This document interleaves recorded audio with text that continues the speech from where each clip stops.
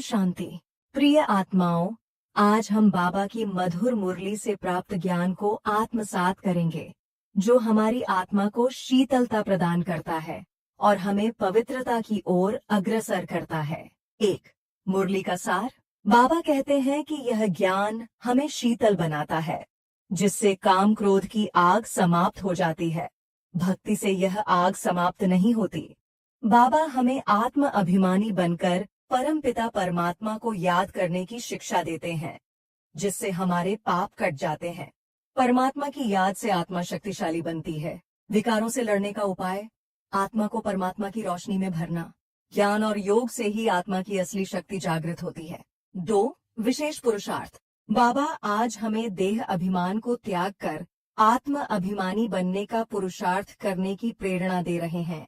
आत्मा की सच्ची पहचान और बाप की याद में रहकर ही हम पावन बन सकते हैं। कैसे करें आत्म अभिमान का अभ्यास? एक, हर घंटे खुद को याद दिलाएं, मैं एक पवित्र आत्मा हूँ। 2, आत्मा को शुद्ध, शांत और शक्तिशाली महसूस करें। 3, बाबा की याद में अपने मन को स्थिर करें। 3, आत्मशक्ति बढ़ाने के अमूल्य टिप्स। एकांत में बैठकर आत्म अभिमानी स्थिति में बाप को याद करें। चलते फिरते, कार्य करते हुए भी बाप की याद में रहें। साइलेंस बल का अभ्यास करें, जिससे आत्मा की शक्ति बढ़े।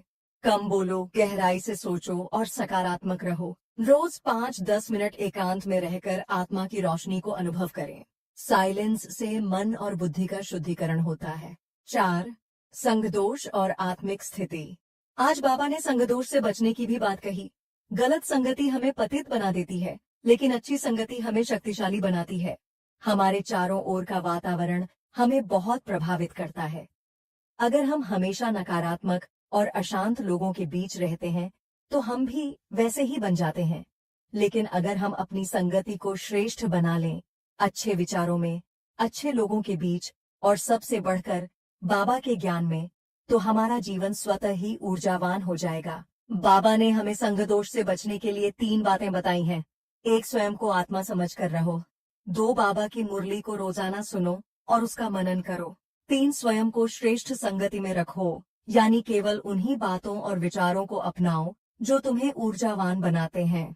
5, रात्रि आत्मचिंतन के प्रश्न। क्या आज मैंने देह अभिमान को त्याग कर आत्म अभिमानी स्थिति में समय बिताया? क्या मैं बाबा की याद में रहकर अपने कर्मों को पवित्र बना रहा हूँ? क्या मैंने आज अपने विकारों पर विजय पाने के लिए प्रयास किया?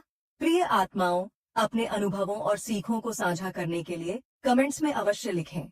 आपकी यात्रा में बाबा का प्यार और शक्ति सदा आपके साथ है। ओम शांति।